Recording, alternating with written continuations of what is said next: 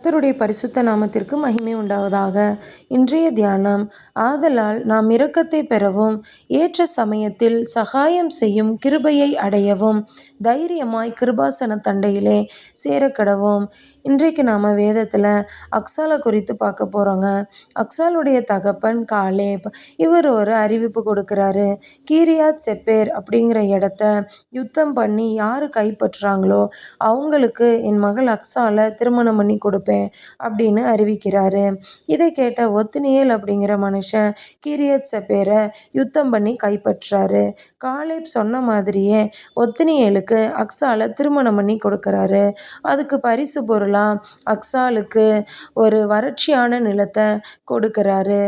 அதை வாங்கின அக்சால் என்ன பண்ணுறாங்க அப்படின்னா, அவங்க தன் தகப்பனிடத்துல தாழ்த்தி அப்பாட்ட கேட்குறாங்க, அப்பா நீங்கள் எனக்கு வறட்சியான நிலத்தை கொடுத்தீங்க, ஆனால் எனக்கு நீர்ப்பாய்ச்சலான நிலங்களையும் தரணும் அப்படின்னு சொல்லி தைரியமாக கேட்டு அவங்க காலேப் கிட்ட இருந்து வாங்கி கொள்கிறாங்க.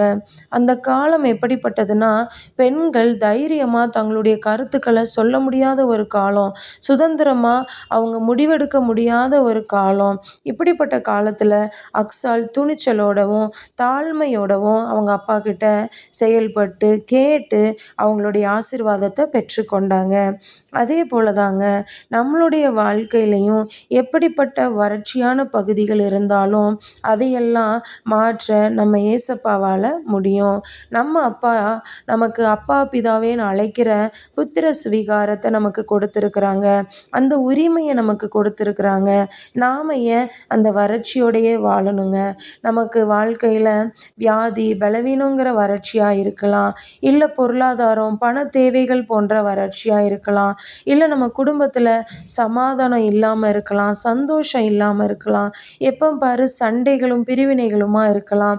இந்த வறட்சிகளையெல்லாம் ஏசப்பா மாற்றும்படி துரிதமாக நாமளும் செயல்படணுங்க. தைரியமாக ஏசப்பாவின் இடத்துல நம்ம கேட்கணும். நம்ம ஜெபிப்போமா? அப்பா பிதாவே, உம்மை துதிக்கிறோம், உம்மை சொஸ்தரிக்கிறோம் அப்பா. அப்பா நீங்கள் எங்கள் வாழ்க்கையில் இருக்கிற வறட்சிகளை எல்லாம் மாற்றும்படியாக நாங்கள் ஜெபிக்கிறோம் அப்பா. இயேசுவின் நாமத்தினால் அதெல்லாம் மாறுவதாக, நீரூற்றாய் செழிப்பாய் மாறுவதாக. இயேசுவின் நாமத்தில் பிதாவே, ஆமேன்.